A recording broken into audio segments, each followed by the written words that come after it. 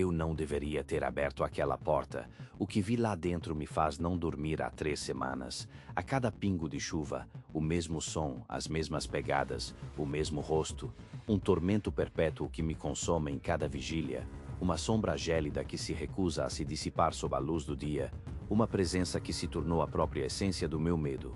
Meu nome é Maristela e o inferno particular que se tornou nossa vida começou em um fim de semana abafado e úmido, nos primeiros dias de outono do ano de 2021,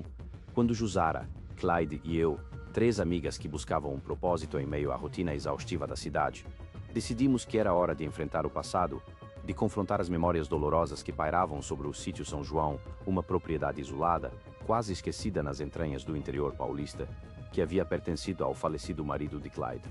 A viagem já era um prenúncio, as estradas de terra batida pareciam nos engolir, a vegetação densa e emaranhada abraçava o caminho com galhos secos que raspavam no carro como unhas longas, e uma névoa rasteira, com cheiro de terra molhada e decomposição, começou a subir do solo, envolvendo a paisagem em um sudário opaco que nos impedia de enxergar além de poucos metros, como se o próprio mundo se recusasse a nos deixar avançar. O lugar em si já carregava um peso, uma aura de abandono e desespero. As árvores retorcidas pareciam sussurrar segredos antigos e esquecidos com o vento que varria a terra seca e rachada,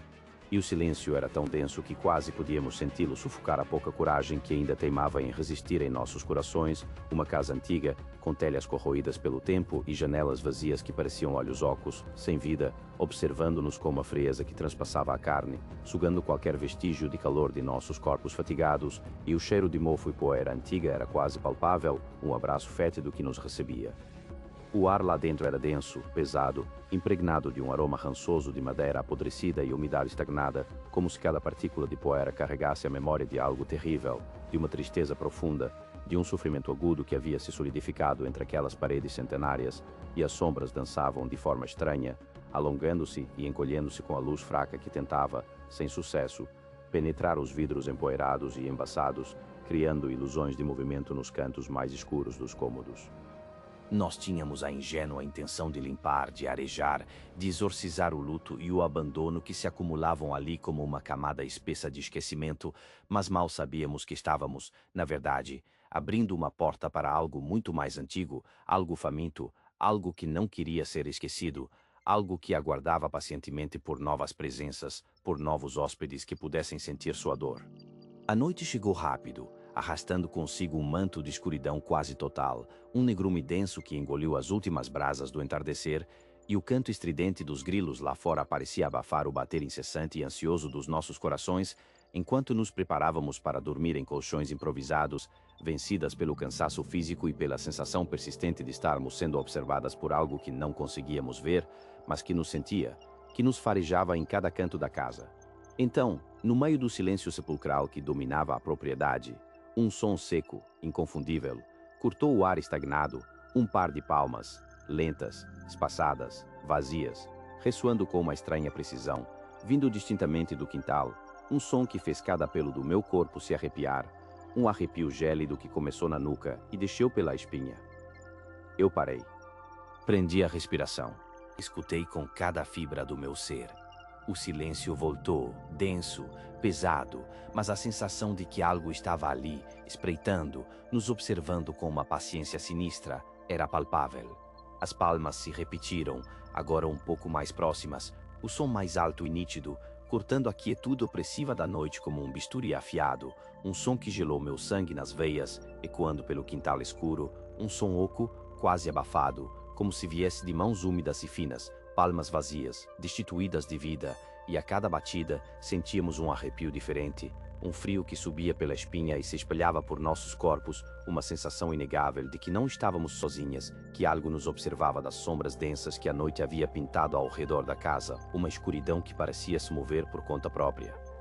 Clyde, com a voz embargada pelo medo que tentava disfarçar, sugeriu que alguém pudesse ter entrado na propriedade, talvez algum morador de rua buscando abrigo, uma ideia que tentamos nos forçar a acreditar, desesperadamente, mesmo sabendo, no fundo de nossas almas, que era uma mentira conveniente para nossos nervos já fragilizados e à beira de um colapso.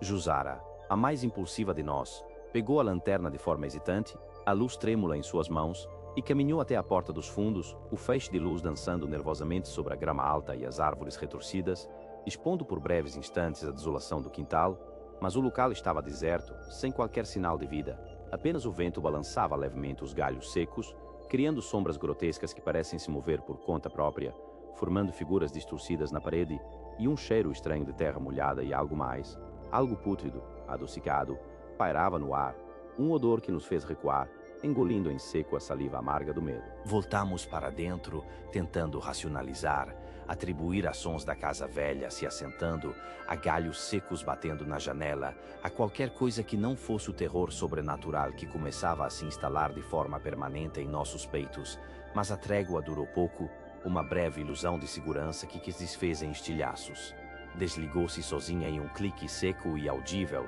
a tela piscando em negro, lançando-nos de volta à escuridão parcial da sala, onde a única luz vinha de uma vela trêmula que Jusara havia acendido mais cedo, sua chama tremelicando como um coração assustado.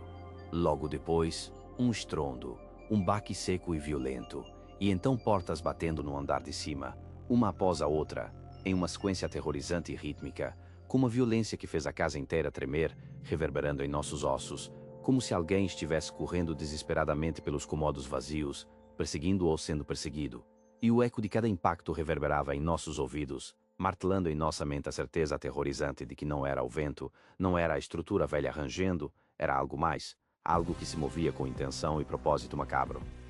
O ar se tornou denso, gélido, um frio que parecia emanar do próprio chão, penetrando nossas roupas e nos fazendo tremer de forma incontrolável, e podíamos sentir a presença, uma opressão sufocante, como se a própria casa estivesse viva, respirando um hálito frio e fétido em nossos rostos, e o murmúrio quase inaudível de uma voz infantil, um sussurro triste e lamentoso, parecia flutuar do andar superior, uma canção de ninar distorcida, cheia de uma tristeza antiga e profunda, que nos paralisou ali, enraizadas no chão, sem conseguir mover um único músculo, esperando pelo inevitável, pela manifestação que sabíamos que viria em seguida, uma manifestação que nos faria questionar toda a nossa sanidade, toda a nossa compreensão da realidade, nos puxando para um abismo de desespero.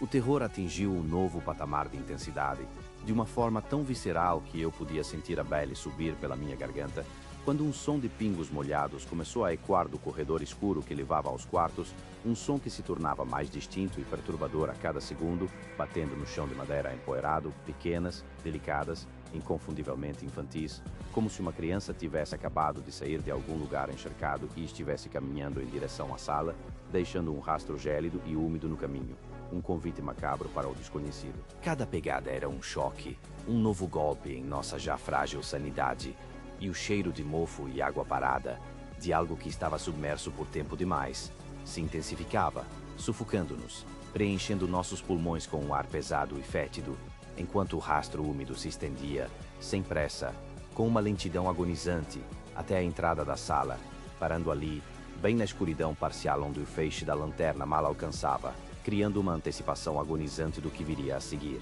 uma sensação de que estávamos na beira de um precipício. Meu coração martelava no peito com uma força descomunal, um tambor descompassado que parecia querer arrebentar minhas costelas. A garganta estava seca e áspera, o corpo inteiro tremendo descontroladamente, e o pavor se tornou uma entidade quase tangível, uma massa fria e pesada que nos envolvia, roubando-nos a capacidade de gritar, de correr, de sequer respirar direito, e foi então, na penumbra vacilante, que a forma se materializou, lentamente, como se estivesse emergindo de um véu de névoa e escuridão, uma silhueta pequena, frágil, assumindo a forma inconfundível de uma menina, com seus contornos delineados pela penumbra e pelo medo. Ela tinha aproximadamente 9 anos, seu vestido, antes branco, agora estava encharcado, pesado, com a água escorrendo incessantemente pelo tecido e formando pequenas poças no chão, e seus cabelos longos e emaranhados grudavam no rosto pálido, esbranquiçado, quase transparente, e dela emanava um frio que parecia sugar todo o calor do ambiente, um frio que penetrava nossos ossos e gelava nossa alma.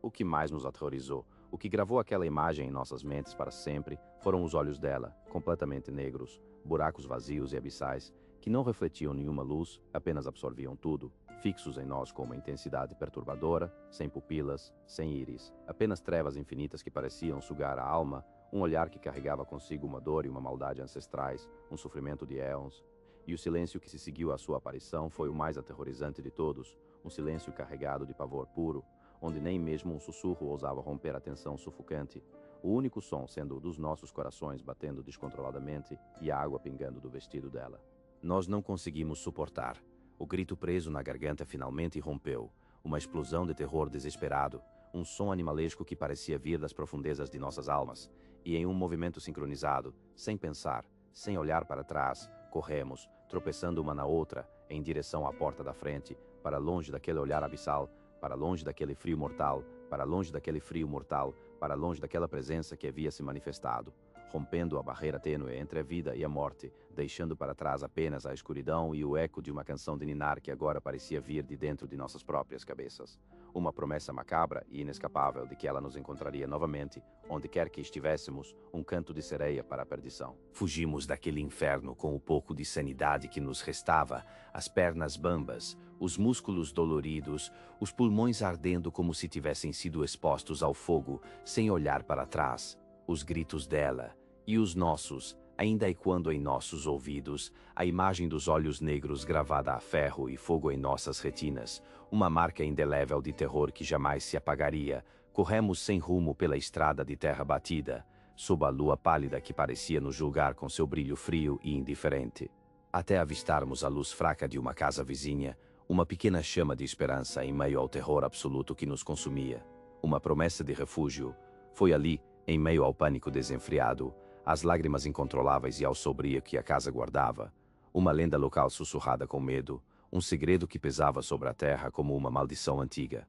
Eles disseram que havia muitos e muitos anos, incontáveis décadas haviam se passado, uma menina de apenas 9 anos, filha dos antigos donos da propriedade, havia morrido afogada na velha cisterna do sítio, um acidente trágico que todos tentavam esquecer, um segredo sombrio que o sítio São João guardava em suas profundezas úmidas e escuras, e a cada palavra deles, sentíamos um arrepio gélido percorrer a espinha, confirmando nossos piores medos, dando nome e rosto ao espectro que nos havia aterrorizado, solidificando o pesadelo em uma realidade inegável. A história parecia explicar o cheiro persistente de água e mofo, as palmas secas e vazias, as pegadas molhadas que surgiram do nada, o vestido encharcado, tudo fazia um sentido horrível, um sentido indesejável e cruel, amarrando os fragmentos de nossa noite de terror em uma tapeçaria macabra de luto e tragédia, uma narrativa de desespero que parecia não ter fim, e a certeza de que a menina estava presa ali, aguardando, nos fez prometer, com o coração apertado, nunca mais voltar àquele lugar amaldiçoado, nem mesmo em pensamento. A casa do sítio São João foi demolida meses depois, virou pó, escombros e terra revolvida, uma tentativa desesperada de apagar a memória do que havia acontecido, de silenciar os sussurros do passado, de enterrar a maldição sob camadas de concreto e terra. Mas as testemunhas daquela noite, nós três, sabemos que a presença dela não ficou presa às paredes que desmoronaram, que ela não se desfez com a poeira e os escombros, que sua essência maligna persistiu. Hoje, em nossas próprias casas na cidade, em noites chuvosas e silenciosas, no meio do silêncio ensurdecedor que antes nos trazia paz, os sons ainda retornam, as palmas secas vêm do corredor, do quintal, das sombras mais densas dos nossos quartos, sempre um par, sempre vazias, sempre carregadas de uma frieza sobrenatural, e as pegadas molhadas de criança aparecem de repente nos tapetes, nos chãos de madeira polida, um lembrete gélido e constante de que o que vimos não foi um delírio, que ela nos seguiu, que a menina dos olhos negros e vestido encharcado nunca, jamais nos deixará em paz, e que seu jogo de esconde-esconde continua, incessantemente, até hoje, em nossos lares, em nossas mentes, nas sombras de cada dia que amanhece, para sempre.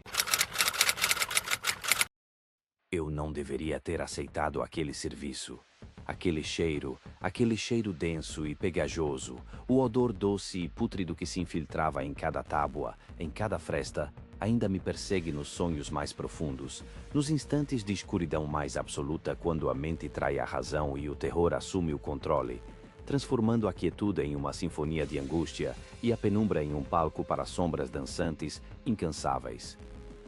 Meu nome é Moacir e aquela história infeliz se desenrolou no interior de Minas Gerais, em um sítio esquecido pelo tempo, há uns 20 anos, quando a promessa de um dinheiro fácil me arrastou para a beira de um precipício do qual nunca, jamais, consegui me afastar por completo. Eu fui contratado para limpar a casa de Dona Zulmira, uma mulher que havia posto fim à própria vida por envenenamento, um veneno lento e agoniante que a deixou agonizando por dias a fio antes que alguém se desse conta de sua partida trágica e solitária. E o pior não foi apenas a morte em si, mas o silêncio que a seguiu por um período insuportável de tempo, permitindo que o corpo se transformasse, que a vida esvaísse e que a carne se desse aos primeiros avanços da decomposição, um espetáculo grotesco que imprimiu uma marca indelével em tudo que tocava, em tudo que circundava, permeando o ar com uma densidade quase palpável. Diziam que o corpo dela ficou lá, no quarto, por umas 4 ou 5 madrugadas intermináveis, as janelas fechadas, o ar parado, o calor úmido do verão mineiro acelerando o processo macabro, transformando o que antes era vida em uma massa disforme, exalando um perfume de doença e finalidade que desafiava qualquer descrição verbal, que transcendia a própria ideia de fedor e se instalava na alma como um parasita invisível, mas persistentemente presente, roendo a paz e a sanidade de quem quer que se atrevesse a respirar aquele ar carregado de morte e abandono, um ar que parecia se grudar à pele, que se agarrava aos cabelos, que penetrava nas narinas e se alojava no fundo da garganta, deixando um gosto amargo e metálico, um lembrete constante da fragilidade da existência e da inevitabilidade do fim. Eu não deveria ter aceitado aquele serviço. Aquele cheiro denso e pegajoso, o odor doce e pútrido que se infiltrava em cada tábua, em cada fresta, ainda me persegue nos sonhos mais profundos, nos instantes de escuridão mais absoluta, quando a mente trai a razão e o terror assume o controle, transformando a quietude em uma sinfonia de angústia e a penumbra em um palco para sombras dançantes, incansáveis.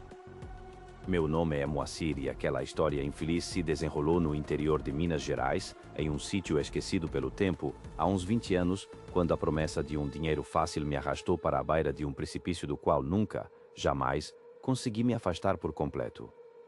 Eu fui contratado para limpar a casa de Dona Zulmira, uma mulher que havia posto fim à própria vida por envenenamento, um veneno lento e agoniante que a deixou agonizando por dias a fio antes que alguém se desse conta de sua partida trágica e solitária. E o pior não foi apenas a morte em si, mas o silêncio que a seguiu por um período insuportável de tempo, permitindo que o corpo se transformasse, que a vida esvaísse e que a carne se desse aos primeiros avanços da decomposição, um espetáculo grotesco que imprimiu uma marca indelével em tudo que tocava, em tudo que circundava, permeando o ar com uma densidade quase palpável. Diziam que o corpo dela ficou lá, no quarto, por umas 4 ou 5 madrugadas intermináveis, as janelas fechadas, o ar parado, o calor úmido do verão mineiro acelerando o processo macabro, transformando o que antes era vida em uma massa disforme, exalando um perfume de doença e finalidade que desafiava qualquer descrição verbal, que transcendia a própria ideia de fedor e se instalava na alma como um parasita invisível, mas persistentemente presente, roendo a paz e a sanidade de quem quer que se atrevesse a respirar aquele ar carregado de morte e abandono, um ar que parecia se grudar à pele, que se agarrava aos cabelos, que penetrava nas narinas e se alojava no fundo da garganta, deixando um gosto amargo e metálico, um lembrete constante da fragilidade da existência e da inevitabilidade do fim. A madeira do assoalho, as cortinas pesadas de um tecido antigo e desbotado, as paredes rebocadas com cal, tudo parecia ter absorvido a essência daquela despedida brutal, daquele desespero silencioso, e a simples tarefa de varrer o pó se tornou uma batalha quixotesca contra uma mancha que não era visível, mas que era sentida com cada fibra do ser.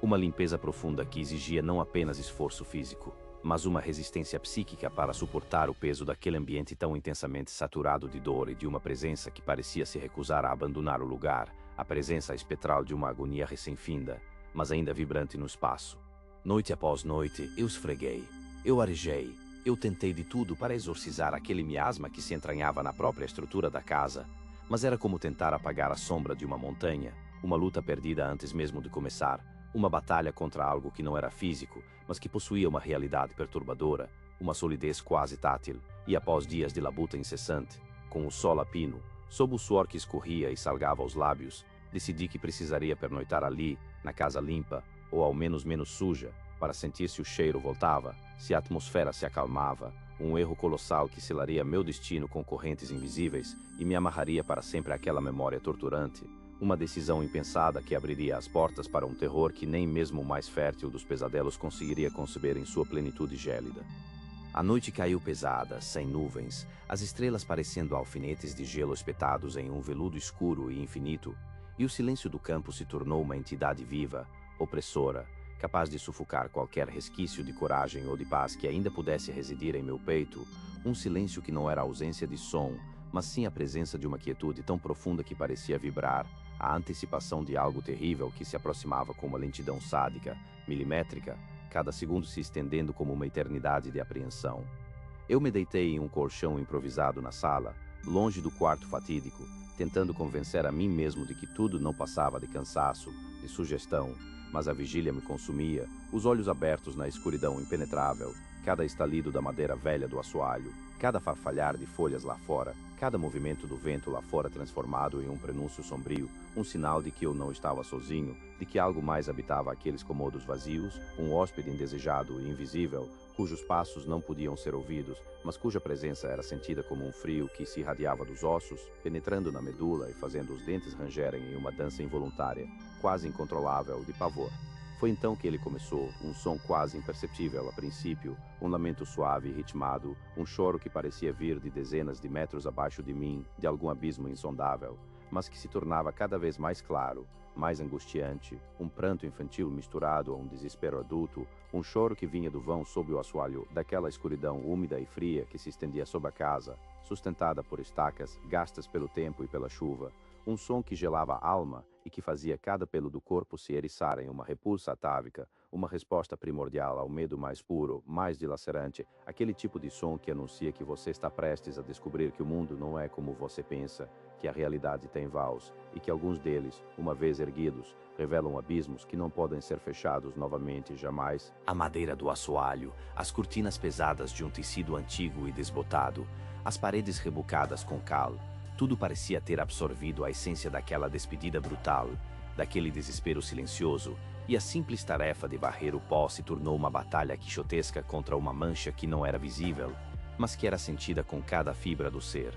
Uma limpeza profunda que exigia não apenas esforço físico, mas uma resistência psíquica para suportar o peso daquele ambiente tão intensamente saturado de dor e de uma presença que parecia se recusar a abandonar o lugar, a presença espectral de uma agonia recém-finda, mas ainda vibrante no espaço. Noite após noite, eu esfreguei, eu arejei, eu tentei de tudo para exorcizar aquele miasma que se entranhava na própria estrutura da casa, mas era como tentar apagar a sombra de uma montanha, uma luta perdida antes mesmo de começar, uma batalha contra algo que não era físico, mas que possuía uma realidade perturbadora, uma solidez quase tátil, e após dias de labuta incessante, com o sol a pino, sob o suor que escorria e salgava os lábios, decidi que precisaria pernoitar ali, na casa limpa, ou ao menos menos suja, para sentir se o cheiro voltava, se a atmosfera se acalmava, um erro colossal que selaria meu destino com correntes invisíveis e me amarraria para sempre àquela memória torturante, uma decisão impensada que abriria as portas para um terror que nem mesmo o mais fértil dos pesadelos conseguiria conceber em sua plenitude gélida.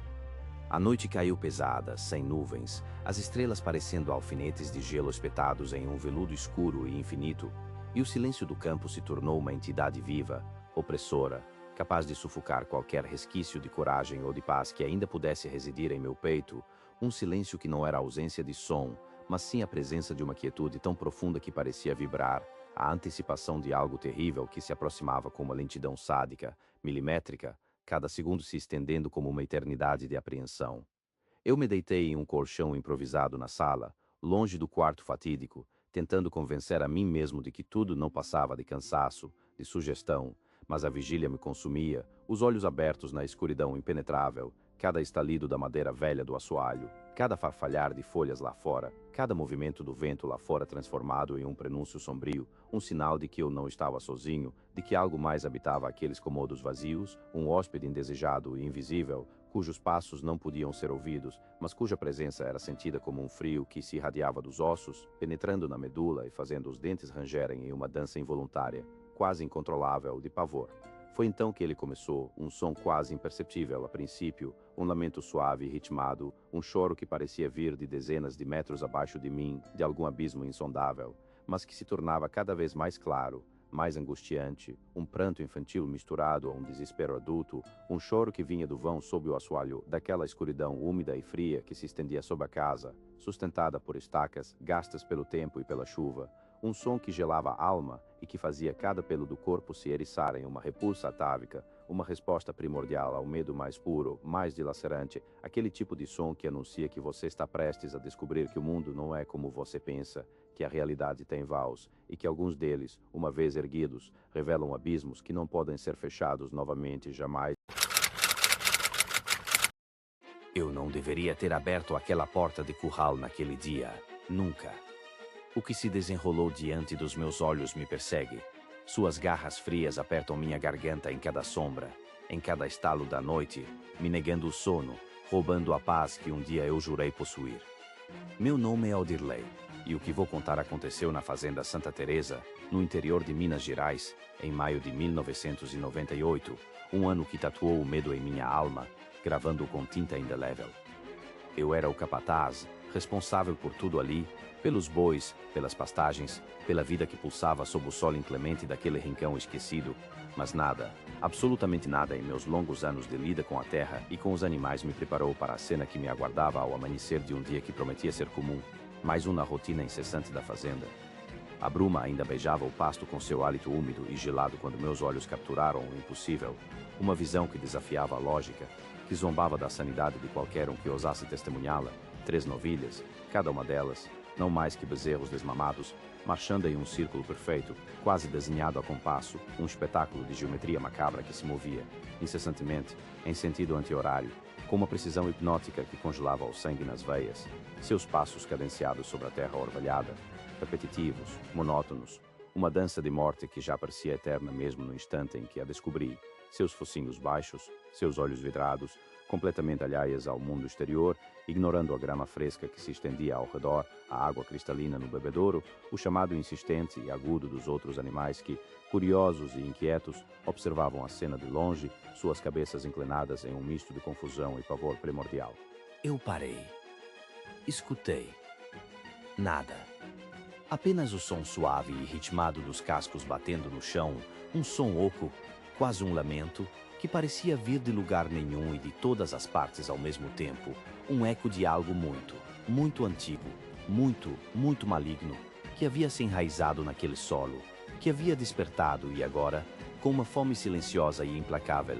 ditava os movimentos daquelas criaturas inocentes, arrastando-as para um abismo de exaustão e desespero, uma jornada sem fim que se recusava a ter um desfecho natural, uma teia invisível de terror que se fechava sobre elas e sobre mim, na solidão ensurdecedora daquele amanhecer nefasto, anunciando, sem palavras, que algo terrivelmente errado havia se fixado ali, algo que desafiava a própria essência da vida, algo que transformava a normalidade em um pesadelo tangível, palpável, um horror que respirava e se movia com a cadência metódica da loucura.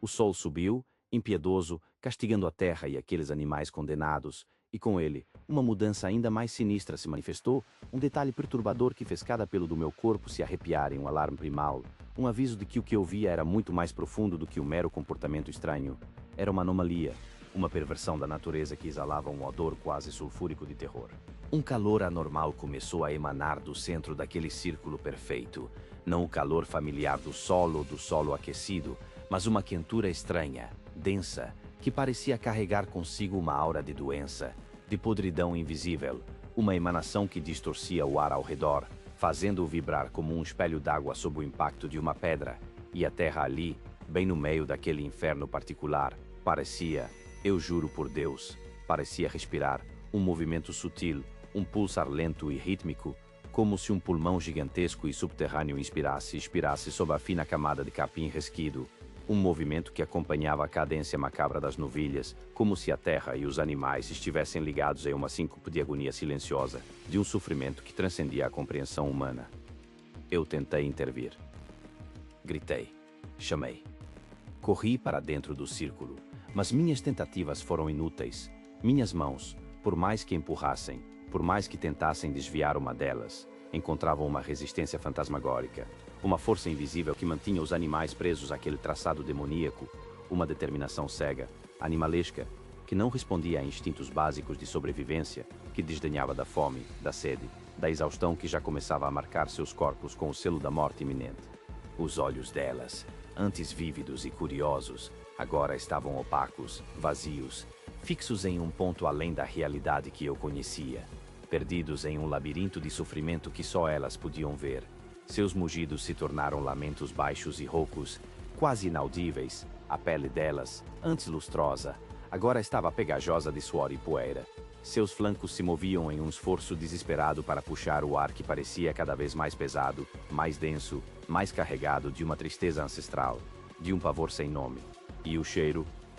o cheiro que pairava sobre o pasto, Um misto de fezes, suor animal e algo mais, algo doce e enjoativo, como o perfume da carne em decomposição, um odor que grudava nas narinas, que impregnava a alma e anunciava, com uma clareza aterrorizante, que a morte já dançava entre nós, invisível, mas presente, e eu, Odirley, o capataz daquela fazenda amaldiçoada, não podia fazer nada além de observar o ritual macabro, impotente, paralisado pelo horror que se desenrolava sob o céu azul e indiferente, um céu que parecia esconder os olhos do mundo para não testemunhar a crueldade impiedosa daquela repetição interminável, daquela marcha insana para o abismo, que se estendia por horas, que se estendia por dias, que parecia não ter fim, uma tortura lenta e metódica, que desgastava a esperança, que moía a alma, que prometia apenas o inevitável, a escuridão, o vazio, o fim de tudo. A exaustão total veio, como uma sombra fria e inevitável, e trouxe consigo a decisão mais difícil, mais amarga, que precisei tomar em toda a minha vida, vendo aquelas pobres criaturas, antes cheias de vida e vigor, agora reduzidas a cascas, a meros espectros de seu antigo eu, com os olhos fixos em um nada distante, seus corpos tremendo em espasmos incontroláveis, a carne mole, os ossos proeminentes sob a pele embaçada. Não havia mais o que fazer, a não ser abreviar aquele tormento insuportável, um ato de misericórdia forçada, um alívio cruel para uma agonia que parecia não ter fim. E assim, uma a uma, as 13 novilhas foram sacrificadas, seus últimos suspiros se misturando ao vento gelado que começava a soprar, carregando consigo um lamento que não era apenas delas, mas de toda a fazenda, de toda a terra que havia testemunhado sua descida lenta e dolorosa à loucura. Mas o horror não terminou com a morte.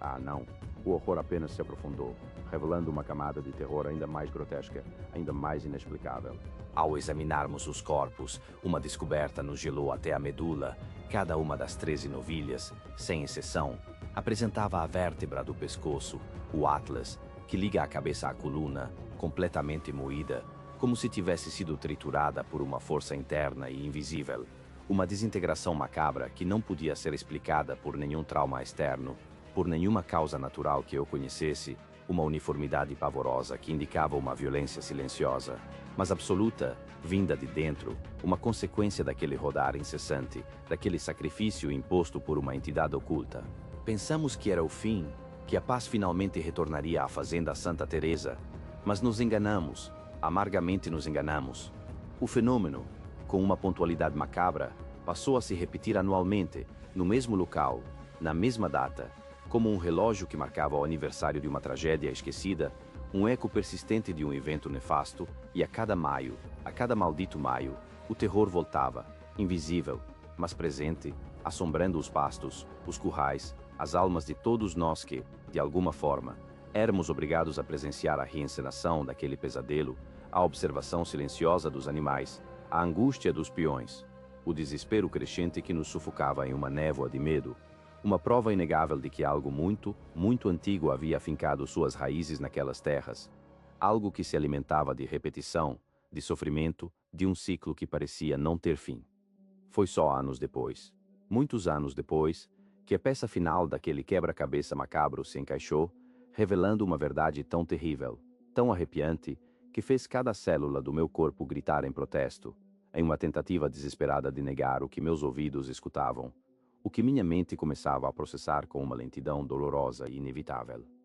A notícia veio de boca em boca, sussurrada pelos vizinhos, trazida por um boato que se espalhou como fumaça tóxica pelo interior e logo confirmada por conversas apressadas, por artigos de jornal antigos e amarelados, que alguém desenterrou de arquivos empoeirados da cidade, um horror que havia sido sepultado pela poeira do tempo, mas que agora, de alguma forma, estava interligado ao nosso. Na mesma data e hora exatas em que o fenômeno das novilhas começara, naquela fatídica manhã de maio de 1998, um ônibus de linha, carregado de passageiros que buscavam seus destinos em cidades vizinhas, havia sofrido um acidente terrível na estrada vicinal que margeava nossa propriedade, um capotamento brutal que retorceu o metal e quebrou a carne em uma orgia de destruição e desespero. 13 pessoas, 13 almas inocentes, haviam morrido naquele desastre, seus corpos espalhados pelo asfalto frio e úmido ou presos nas ferragens retorcidas,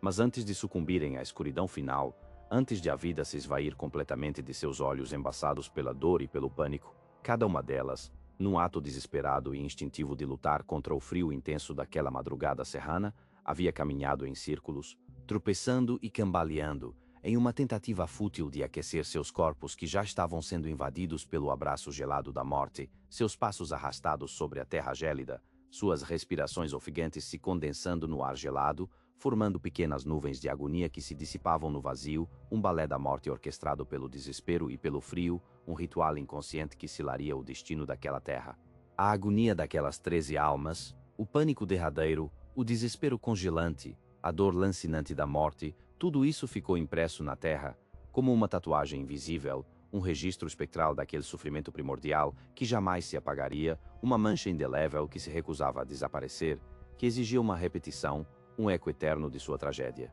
A terra, meus amigos, a própria terra onde se dera o acidente e onde, inexplicavelmente, as novilhas rodavam, havia absorvido a essência daquele horror, a memória vívida daquele ritual de morte e frio, e agora, com uma fome insaciável, com uma sede inesgotável de reviver o trauma, forçava qualquer ser vivo que ousasse pisar ali, que ousasse cruzar aquele ponto amaldiçoado, a repetir o trágico, o infindável, o condenado ritual de seus passos circulares, uma dança macabra que não podia ser quebrada, que não podia ser evitada, uma maldição que se renovava a cada novo ciclo de vida e de morte, um eterno retorno à agonia que se aninha na escuridão daquela terra, um ciclo que jamais terá fim. Eu não vejo o sol nascer há anos, o medo de cada manhã quebra qualquer coragem, e o cheiro de terra molhada me persegue, mesmo dentro de casa, um lembrete gélido da maldição que nos aprisiona em nossa própria terra, um destino selado por um latido que ressoa nas profundezas da alma e ecoa nos corredores escuros da memória, uma sinfonia macabra que jamais se cala. Meu nome é Ana, e essa história macabra se desenrolou no sítio dos Frades, um pedaço de paraíso rural que, com o tempo, se transformou em meu inferno particular, lá pelos idos de 2012, quando a seca castigava a terra com uma crueldade impiedosa e os corações dos moradores se ressequiam junto com as plantações, e a desesperança se agarrava às paredes caiadas da velha casa da fazenda, trazendo consigo um silêncio pesado, quase opressor, que pronunciava algo de terrível, uma perturbação profunda que aguardava seu momento para emergir das sombras. Sultão, um vira-lata magro de pelo caramelo em tons desbotados e olhos de um âmbar doentio, quase luminescente, apareceu numa tarde chuvosa, faminto e assustado, um cão como tantos outros que vagavam pelas estradas de terra em busca de alimento e abrigo, e nós, ingênuos em nossa compaixão, oferecemos a ele um canto quente sob o alpendre, sem saber que estávamos acolhendo a própria encarnação do agouro, um arauto sombrio das profundezas do desconhecido. Ele era um bicho silencioso na maior parte do tempo, quase fantasmagórico, deslizava pelas sombras do quintal como se fosse parte intrínseca da penumbra da noite, um vulto furtivo que observava sem ser notado, mas quando a morte se aproximava, quando o véu tênue entre os mundos se afinava perigosamente, permitindo vislumbres do além, Sultão se transformava radicalmente, sua postura, seus olhos, sua própria essência. Não era um latido normal, um aviso de intruso ou um chamado brincalhão, era uma fúria primária, gutural, um uivo desesperado que começava baixo, um resmungo que fazia os pelos da nuca arrepiarem e um calafrio gelado descer pela espinha, e escalava rapidamente para uma cacofonia ensurdecedora de latidos agudos, quase gritos humanos, misturados com rosnados baixos e lamúrias, que pareciam rasgar a alma, uma agonia animal que ecoava pelas paredes, impregnando cada tábua de madeira com um medo ancestral e inextinguível. Seu corpo tremia incontrolavelmente, os pelos eriçados em uma defesa instintiva, a boca espumando levemente em um sinal de angústia extrema, e ele se atirava contra portas e janelas com uma violência cega, como se quisesse despedaçar a própria realidade para impedir o inevitável, um comportamento que, a princípio, atribuímos à loucura de um cão abandonado, à traumatização de uma vida de abandono, até que a primeira tragédia nos atingiu com a força esmagadora de um raio em céu aberto, rasgando o véu de nossa ignorância. O primeiro aviso, o mais chocante e indesejado em sua brutalidade e frieza, veio com o comprador de gado, um homem corpulento de riso fácil e promessas vazias que se desfaziam no ar como fumaça, que estava de partida para a cidade vizinha depois de um negócio mal feito, suas botas sujas de lama e arrogância deixando rastros visíveis e fétidos no chão da cozinha, uma mancha que jamais sairia de nossa memória. Sultão começou com um gemido baixo, quase inaudível, vindo de debaixo da mesa, um som que parecia emergir das profundezas da terra, e logo a casa foi engolfada por um frenesi bestial, o cão se julgando contra a porta da frente com uma força desumana, arranhando a madeira com um desespero que parecia querer rasgar o tecido do tempo e impedir que os segundos se transformassem em minutos, os minutos em horas, e o fim se concretizasse. O homem, irritado com o alvoroço e impaciente com o atraso, chutou o bicho, praguejando em voz alta, e partiu em sua caminhonete empoeirada, ignorando nossos apelos confusos para que esperasse, para que pensasse melhor, para que, talvez, o latido do cão fosse um sinal, uma premonição sombria. Não passava de uma hora quando a notícia gélida chegou, trazida por um vizinho pálido, a voz embargada pelo choque e o rosto contorcido de horror. O carro do comprador dera um salto mortal numa curva fechada, capotando múltiplas vezes até se transformar numa massa de metal retorcido, o corpo do homem dilacerado entre as ferragens esmagadas, uma morte súbita, violenta, final e sem misericórdia, que parecia ter sido escrita em pedras milenares. Um mês depois, a dona Lídia, nossa vizinha de sítio, veio nos visitar, uma senhora miúda, de cabelos brancos como a neve recém-caída, e um sorriso gentil que buscava disfarçar a tristeza em seus olhos, reclamando de uma leve pontada no peito, uma indisposição passageira. Ela dizia com um aceno de mão.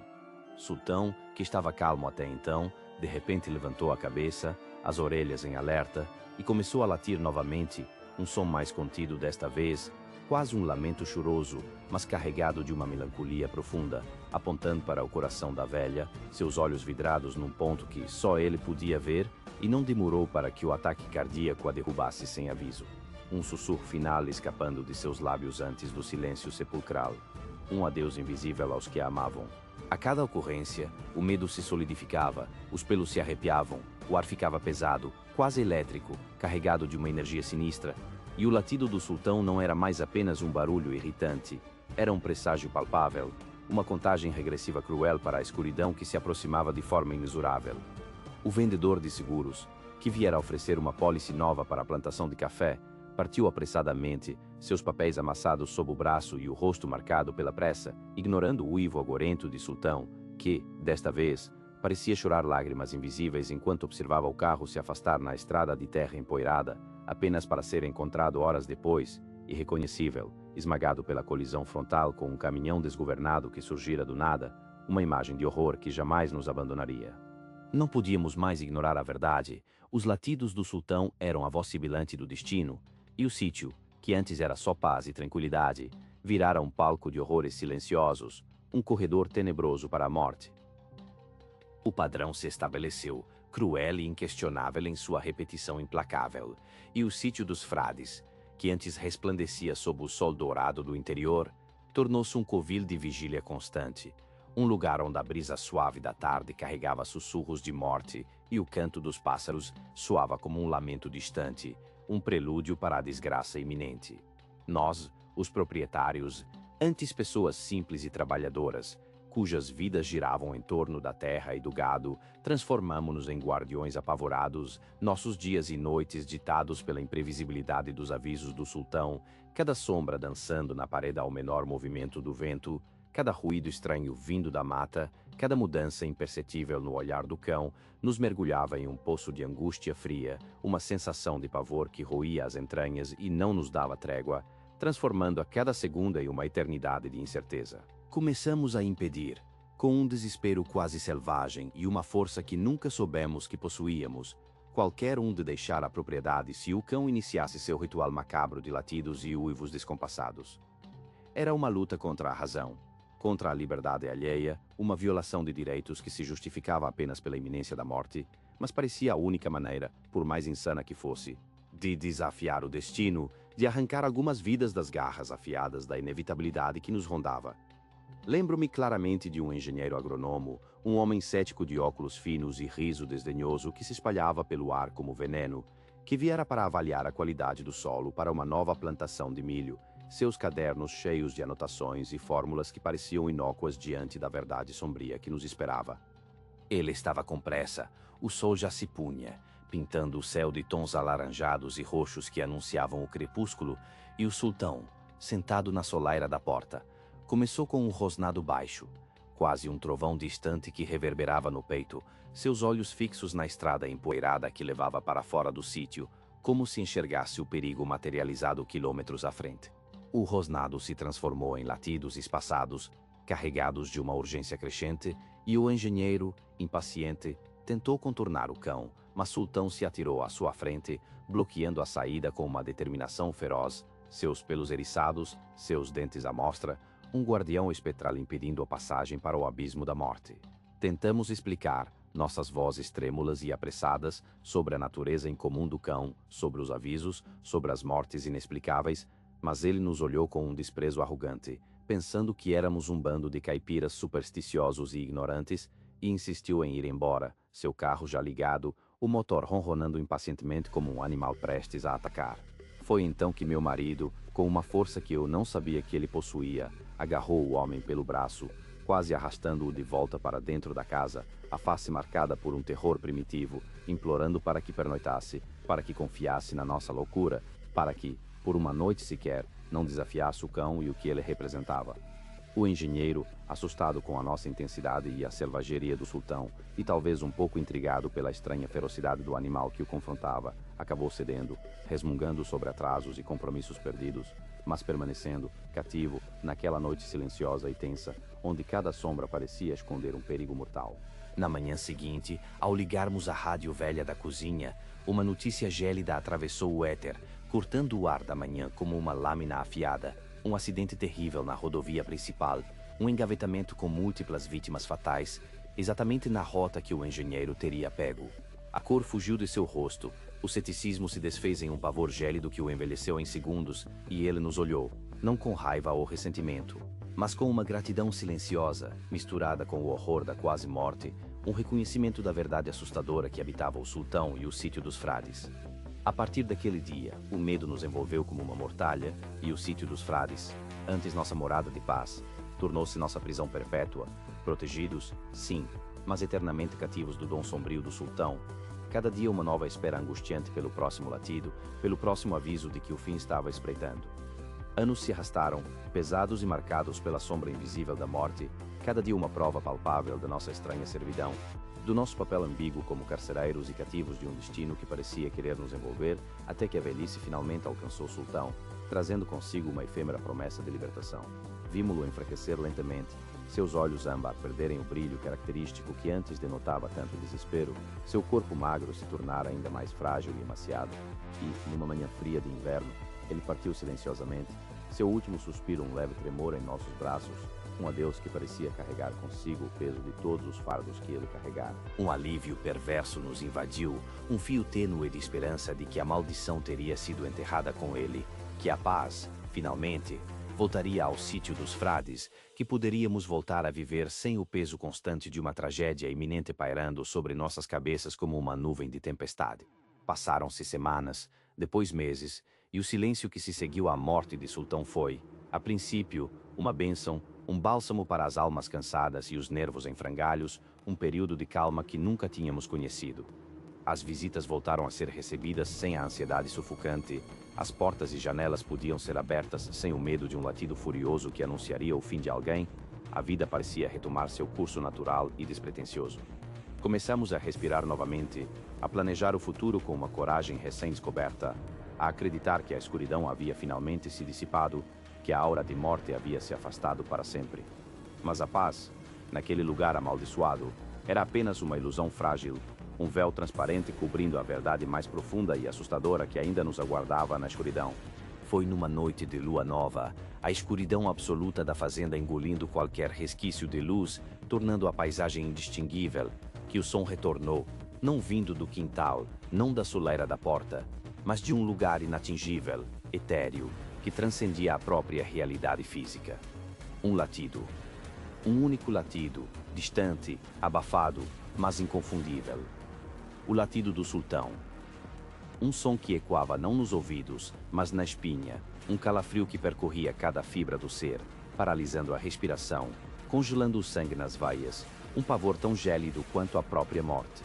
Não havia corpo, não havia cão visível, apenas o som fantasmagórico, um aviso vindo do além, um eco eterno daquele que se recusava a nos abandonar, mesmo na morte, uma lealdade sobrenatural que se tornara nossa perdição. Ele ainda estava lá, um guardião invisível, latindo do vazio, nos mantendo como seus prisioneiros em nossa própria terra, protegendo-nos, sim, mas ao custo da nossa liberdade, da nossa sanidade, da nossa alma para toda a eternidade. O medo agora é mais profundo, mais insidioso, porque não há mais um corpo físico para conter, para tentar silenciar, para enganar. Não há mais uma presença material que se possa observar. Há apenas o som, o aviso fantasmagórico, um latido que rasga a noite silenciosa e fria, nos lembrando que estamos presos, eternamente presos, à escuridão que o sultão nos revelou e que agora nos consome. E o latido, ele está cada vez mais perto. Eu não deveria ter aceitado aquela corrida noturna, uma proposta casual em meio ao expediente morno da loja de material de construção. Nem ter concordado em virar à direita na estrada velha, uma trilha de terra batida que serpenteava através do mato denso, onde as sombras dançam, grotescas e alongadas sob a pálida luz da lua, e o vento, um sopro gelado e insistente, sussurra segredos antigos que a floresta esconde com um ciúme voraz e uma crueldade sem fim, um repositório de memórias esquecidas e lendas sombrias que só ganham voz quando a civilização dorme. As noites no interior profundo do Piauí são de uma natureza diferente, um véu de escuridão quase tangível que parece mais denso, mais pesado, impregnado de uma quietude que não é de paz, mas de uma espera paciente e sinistra, de uma vigilância milenar para revelar horrores inimagináveis, manifestações espetrais de almas perdidas que flutuam no ar úmido e quente, arrastando-se pela paisagem, buscando incessantemente um novo receptáculo para sua agonia eterna, um corpo, uma mente, qualquer coisa que possa sentir e sofrer em seu lugar, para que seu tormento seja perpetuado. Elas esperam, espreitam das beiradas da percepção, suas presenças etéreas tensionando o próprio tecido da realidade, aguardando o momento exato, o deslize da atenção, a falha na fé, para se manifestar com uma ferocidade gélida, para prender um incauto, um viajante solitário, um trabalhador cansado com a rotina, em suas teias pegajosas de desespero e assombração sem fim, arrastando-o, lentamente, para um abismo de tormento que jamais cessa, transformando a vida em uma prisão de medo constante, um ciclo vicioso de pavor e perseguição. Eu, Lucas, um homem de 30 e poucos anos, com a vida simples de um trabalhador de loja de material de construção, testemunhei essa verdade aterradora, uma verdade que rasgou o véu da minha existência pacata e previsível em agosto de 2018, quando um favor rotineiro de trabalho, um percurso aparentemente inocente para guiar um caminhoneiro até um povoado distante, se transformou no portal de um pesadelo implacável, um tormento sem fim que me persegue até hoje, cada respiração que dou marcada pelo frio cortante do medo, cada batida do meu coração um eco daquele terror que me roubou a paz, a sanidade e o futuro, como se uma parte de mim tivesse sido arrancada e deixada para trás naquela estrada escura. Meu trabalho na época era numa loja de material de construção na pequena e pacata Pau Brasil, uma cidadezinha onde todos se conhecem, onde as fofocas correm mais rápido que a água do rio e os dias se arrastam sob um sol inclemente, queimando a pele e a alma, mas as noites trazem consigo uma transformação sutil, uma aura de mistério que sempre me intrigou, um véu de sombras que parecia esconder algo mais do que o simples descanso. A missão daquela madrugada era simples, em teoria: guiar um caminhoneiro recém-chegado à região que trazia uma carga pesada de madeira serrada, toras imensas que enchiam a caçamba do veículo, exalando um cheiro forte de resina e serragem, um caminho sinuoso e quase deserto, cortando a escuridão rural com os faróis altos, até o destino final, um povoado ainda menor, sob um céu incrivelmente limpo e vasto, coalhado de estrelas que pareciam mais brilhantes, mais numerosas, mais frias do que o normal, observando-nos de sua imensa distância com uma indiferença gélida, como olhos cósmicos que testemunham o drama humano sem piscar, sem empatia, sem julgamento, apenas a observação cruel. A brisa que entrava pelas janelas levemente abertas do caminhão, um resquício do frescor da noite, carregava consigo um cheiro inconfundível, penetrante, que se agarrava à garganta, de terra molhada pela chuva recente que havia caído mais cedo, de mato denso e selvagem que margeava a estrada, de folhas úmidas e de rio, um aroma terroso e aquático que, sem que eu soubesse, se infiltraria em minhas narinas e, mais profundamente, em minha alma, nunca mais me abandonando, tornando-se uma marca indelével, um presságio constante, eu sei agora, do horror invisível que estava prestes a se desdobrar, a me engolir por inteiro, corpo e espírito. O motor diesel do caminhão roncava em um ritmo constante, uma melodia mecânica e vibrante que tentava, sem sucesso, preencher o vazio absoluto da escuridão que nos cercava, uma tentativa fútil de abafar a sensação crescente e opressora de que éramos observados, de que algo mais estava lá, conosco, na solidão profunda daquele trecho esquecido do mundo,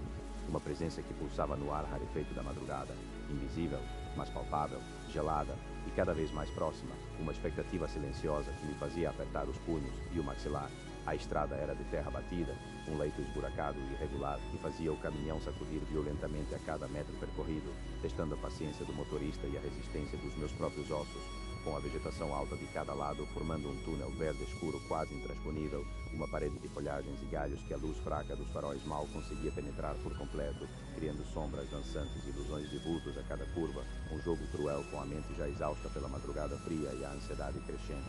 Chegamos perto da ponte sobre o rio Longá, uma estrutura velha de concreto que parecia uma cicatriz na paisagem, corroída pelo tempo e pelas enchentes, um elo frágil entre dois mundos, e foi ali, sob a luz difusa e prateada da lua, quase cheia que se esgueirava sorrateiramente pelas nuvens carregadas de ameaça, que a vimos, um ponto de alvura fantasmagórico que destoava de tudo ao redor, que não deveria estar ali, nem naquela hora, nem daquela forma, desafiando toda a lógica, toda a razão. Uma figura alta, esguia, etérea, completamente vestida de branco, parada, imóvel, à beira da estrada, bem antes da entrada da ponte. Uma estátua de sofrimento esculpida na névoa, suas feições ocultas na penumbra da madrugada, um nó de gelo no estômago do caminhoneiro e no meu. Os cabelos escuros, longos, pesados, escorriam sobre os ombros magros, ensopados, pingando água no chão em pequenas poças escuras que brilhavam sinistramente sob os faróis. E as roupas, um vestido longo e fino, pareciam coladas ao corpo por alguma umidade sinistra e pegajosa, revelando uma silhueta quase translúcida, etérea e assustadora, como se ela tivesse emergido das profundezas úmidas do rio. Eu senti um arrepio gélido, uma onda de frio que me percorreu a espinha, da nuca aos calcanhares, um aviso primal de perigo iminente, de uma ameaça que transcendia o mundo físico, mas algo em mim, uma curiosidade mórbida, talvez o destino macabro que já havia sido selado, me impeliu a agir, a disser, a investigar, contra todo e qualquer instinto de autopreservação. Eu ordenei ao caminhoneiro que parasse o veículo, minha voz soando estranhamente rouca e distante, quase irreconhecível para mim mesmo, e, contra a própria vontade, com um olhar de puro terror no rosto, ele obedeceu, os freios rangendo na escuridão com um som agudo e metálico que cortou o silêncio pesado da noite, um lamento de aço e borracha. Desci do caminhão, um passo hesitante atrás do outro, cada movimento uma luta contra a paralisia do medo, o coração batendo forte no peito como um tambor descompassado, um ritmo frenético de alarme, o ar noturno pesado e frio em meus pulmões. E, enquanto me aproximava, a verdade se revelou em seu horror mais puro, uma visão que se gravou a ferro e fogo na minha memória. Ela não tinha olhos. Apenas cavidades escuras e profundas, abismos vazios onde deveria haver o brilho da vida, crateras negras que pareciam absorver toda a luz ao redor, toda a esperança, toda a vida, um fácuo assustador que me encarava, e de suas vestes molhadas, um cheiro pútrido, inconfundível, nauseabundo, de terra revirada, de plantas apodrecidas e de rio estagnado, se intensificou, invadindo minhas narinas, impregnando-se em cada fibra do meu ser, um odor de morte e desespero, de decomposição e desolação. Eu não conseguia respirar, minha garganta parecia se fechar, mas não conseguia desviar o olhar daquelas órbitas vazias, daquele vazio que parecia me puxar para dentro de si, para um lugar onde a luz nunca alcançava, um lugar de tormento eterno, uma promessa silenciosa de aniquilação. Então, uma voz. Não uma voz audível, não um som que vibrasse no ar e ecoasse entre as árvores, não um sussurro que pudesse ser capturado pelos meus ouvidos, mas uma voz que ecoava diretamente em minha mente, clara e fria como a água lamacenta do rio, sem entonação, sem emoção, apenas um comando gelado que me impeliu para a beira da estrada, para a encosta úmida e escura do barranco. Lá embaixo, ela sussurrava, ou eu pensava que sussurrava, um eco fantasmagórico que ressoa em meus pensamentos mais íntimos, uma instrução que eu não podia ignorar, que me puxava com uma força invisível, irrefutável, uma corda invisível amarrada à minha alma. Eu não conseguia resistir, meus pés se moviam por conta própria, meus músculos obedecendo a uma vontade que não era a minha, uma marionete de sua influência espectral, enquanto o caminhoneiro, paralisado de terror no banco do motorista, com as mãos tremendo no volante, observava a cena com um olhar vidrado, seu rosto pálido e distorcido pelo medo, seus olhos arregalados refletindo a figura de branco e a minha obediência macabra. Um silêncio de puro pavor o havia consumido. Cheguei à ribanceira íngreme que descia abruptamente até as águas escuras e barrentas do Longá, o barranco úmido e escorregadio sob meus sapatos, com musgo e raízes expostas, o cheiro do rio agora ainda mais forte, mais intenso, uma mistura de peixe podre e vegetação em decomposição que me embrulhava o estômago, e ali, sem esforço, como se soubesse exatamente onde procurar, como se estivesse predestinado a fazê-lo, estendi a mão, meus dedos se movendo na escuridão, tateando o solo úmido. Meus dedos encontraram a textura macia de um tecido, então a forma sólida de um sapato. Era um sapato branco de mulher, um escarpim simples, de salto baixo, encharcado e coberto de lodo, uma camada espessa e esverdeada que o tornava quase irreconhecível, e ao lado dele, preso entre as raízes, um pedaço de tecido mofado, talvez parte de um vestido, desbotado e rasgado nas pontas, com uma sujeira que parecia ancestral, impregnada nas fibras, como se tivesse passado séculos ali, esquecido, esperando. Segurei os objetos, as mãos agora geladas, e a voz em minha cabeça silenciou, abruptamente, deixando um vazio perturbador, um eco de sua presença que ainda zumbia em meus tímpanos. O cheiro pútrido diminuiu um pouco, mas a sensação de que algo me acompanhava, de que eu havia estabelecido uma conexão sombria e irreversível com aquela entidade, permaneceu, um peso opressor no meu peito. Quando voltei ao caminhão, o motorista não estava mais lá, sua porta aberta, o veículo abandonado em meio à escuridão, o homem fugira a pé para longe daquele horror inexplicável, deixando-me sozinho, completamente só, com a figura de branco, que agora parecia me observar de uma distância ainda maior, seus buracos vazios fixos em mim, uma promessa silenciosa de perseguição que se gravaria em minha alma como uma tatuagem fria. No dia seguinte, uma demissão sumária. Meu patrão me demitiu, sem me dar uma única explicação, apenas um olhar de pavor profundo em seus olhos quando tentei falar sobre a noite, como se soubesse, como se sentisse o que eu agora carregava, como se a mancha daquele encontro estivesse visível em minha alma, para que todos pudessem ver uma aura de maldição que me cercava. Eu não aguentei ficar em pau-brasil, não suportaria a ideia de cruzar novamente aquela estrada, de ver a ponte, de sentir o cheiro, as ruas, as pessoas. Tudo parecia me lembrar daquela noite fatídica, daquele cheiro insidioso de rio e terra molhada, daquelas cavidades vazias que me assombravam. Então, em um ato desesperado de fuga, me mudei para Teresina, buscando a impessoalidade fria e a anonimidade reconfortante da cidade grande. A esperança tola e ingênua de que em meio a tanta gente, a tantos rostos desconhecidos, eu me tornaria invisível para o que me caçava, que eu poderia, de alguma forma, despistar minha assombração, mas o cheiro, o cheiro. Ele me persegue com uma tenacidade que desafia a razão, uma lembrança olfativa que se manifesta nos momentos mais inesperados, mais inoportunos, um aroma forte e inconfundível de terra molhada e rio, mesmo em meu apartamento no 20º andar de um prédio moderno, com as janelas hermeticamente fechadas, com o ar-condicionado a todo vapor, mesmo quando não há nenhuma fonte de umidade por perto, invadindo minhas narinas com uma agressividade que sufoca, uma lembrança constante e cruel de que ela está sempre por perto, sempre vigiando, uma sombra fria e translúcida que dança nas periferias da minha percepção, um vulto branco que desaparece no instante em que tento focar, mas que sei que está lá, observando. Durmo mal. As noites são um tormento de suores frios que me grudam à cama, de imagens vívidas dos olhos vazios dela, daquela boca que não se moveu, mas que falou em minha mente, uma melodia de terror que se repete em meu subconsciente, em meus sonhos, e que me impede de encontrar qualquer vestígio de paz. E o sapato. O sapato branco de mulher. Eu o julguei fora incontáveis vezes, em lixeiras distantes, em rios profundos, em terrenos baldios isolados, em lixões fedorentos, mas ele sempre reaparece. Dentro do meu guarda-roupa, pendurado entre minhas roupas limpas, molhado, gotejando água no chão de madeira. No meu banheiro, dentro da banheira, pingando água como se tivesse acabado de ser retirado de um riacho.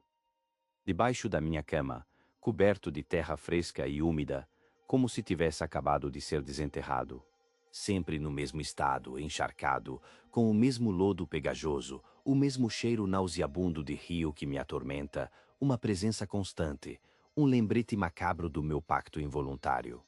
Sinto que agora carrego algo que pertence àquela alma perdida, aquela aparição sem olhos que habita os cantos escuros da minha vida, um fardo que ela me impôs, uma ligação inquebrável, um elo que me arrasta para o mesmo destino dela, E cada vez que o sapato aparece, sei que a mulher está mais perto, que sua mão fria e sem vida está prestes a me alcançar, que ela finalmente veio buscar o que é dela, que ela finalmente veio me levar, e que eu serei o próximo a não ter olhos, a exalar o cheiro pútrido do rio, a vagar eternamente em busca de um fim que nunca chega, preso em sua maldição, preso com ela, para sempre.